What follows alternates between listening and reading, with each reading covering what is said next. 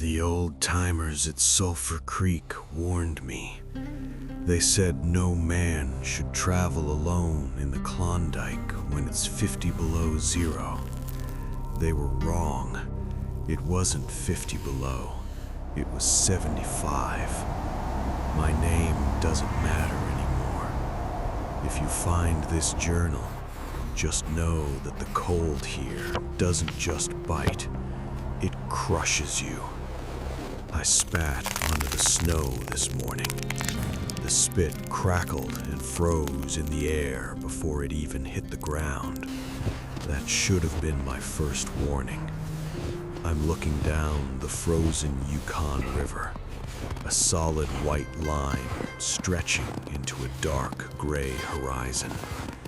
The only one walking with me is a big native husky, a wolf dog. It doesn't want to be here. Its instincts know better than my pride. It knows we should be buried in the snow, waiting out the freeze. The trail is invisible, covered by a foot of snow. But worse than the trail are the springs. Water bubbles up from the earth, hiding under thin ice, masked by the snow.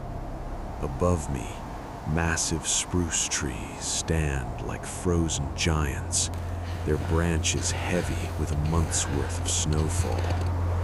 If you fall through the ice into the water down here, you don't just get wet, you start dying. By noon, I thought I had the Yukon beat. I was making good time. The dog was trailing behind, cautious, but I was leading. I saw the soft spot too late. It wasn't an open hole, just a slight depression in the white. My right foot broke through the crust, then my left. I fell. The water wasn't deep, only up to my shins. I scrambled out onto the hard bank. I cursed my luck, but I wasn't scared yet. I knew the rules. If you get wet at 75 below, water is a death sentence.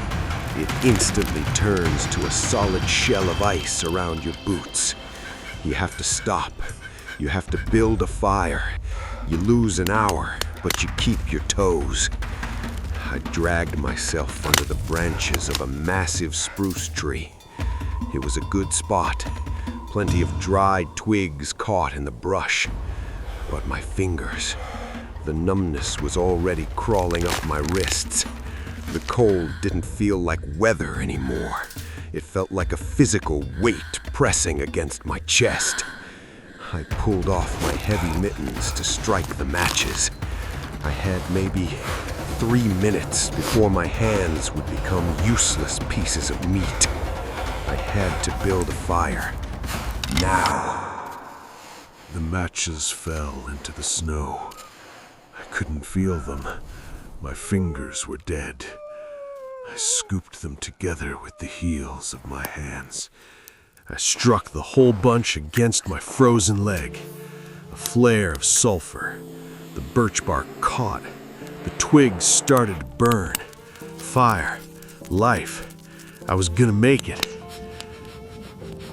But I had made a mistake. A fatal mistake. I built the fire directly under the spruce tree. The heat went up. The snow on the branches melted. The fire was gone. Extinguished. 75 below.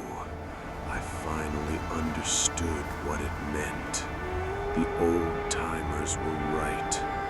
The dog just sat there, watching, waiting for me to provide.